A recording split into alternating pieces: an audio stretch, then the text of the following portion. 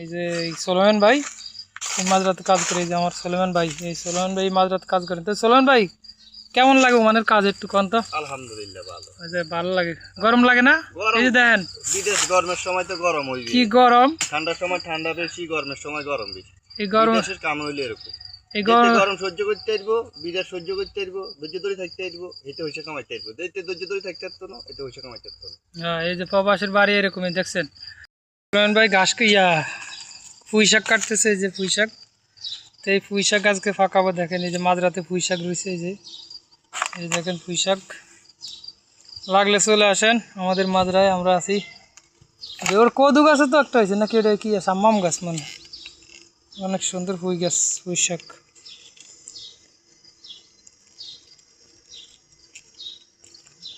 তারপরে সব সুন্দর শাক তো ভাই।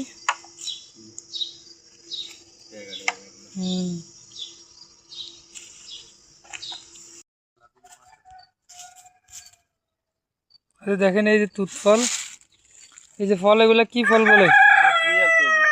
এই যে এগুলা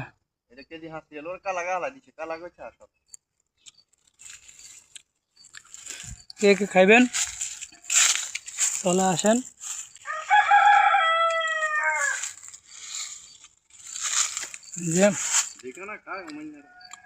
এটি প্রচুর খায়, ভালো লাগে।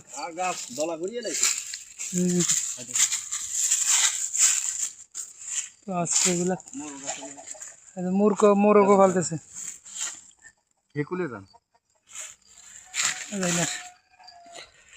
এই যে মাঝরাতে বাঙালি, আমার বাঙালি ভাই সোলেমান ভাই কি ফালে। এই যে দেন গাড়ি, এই দেন খাজুর গাছ, খেজুর ফাঁকি রয়েছে, এই যে দেন মুরকা। এই যে সোলেমান ভাই মোরগ ফালে, এই যে মোরগ, এই যে মোরগ দেখছেন, এই যে এইগুলোর ভিতরে মোরগ ফালে। এই যে বড়ই গাছ, যাক লাগবে না।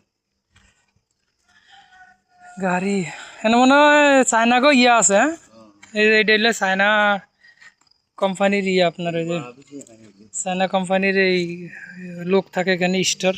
এই যে দেখেন মিষ্টি কুমড়া গাছ, এটা হলে মিষ্টি কুমড়া লাগাইছিল, ধরে নাই। এই যে মিষ্টি কুমড়া গাছ দেখেন। এখন গরমকাল তো মিষ্টি কুমড়া নাই, কিন্তু গাছ আছে, গাছে এখন নাই।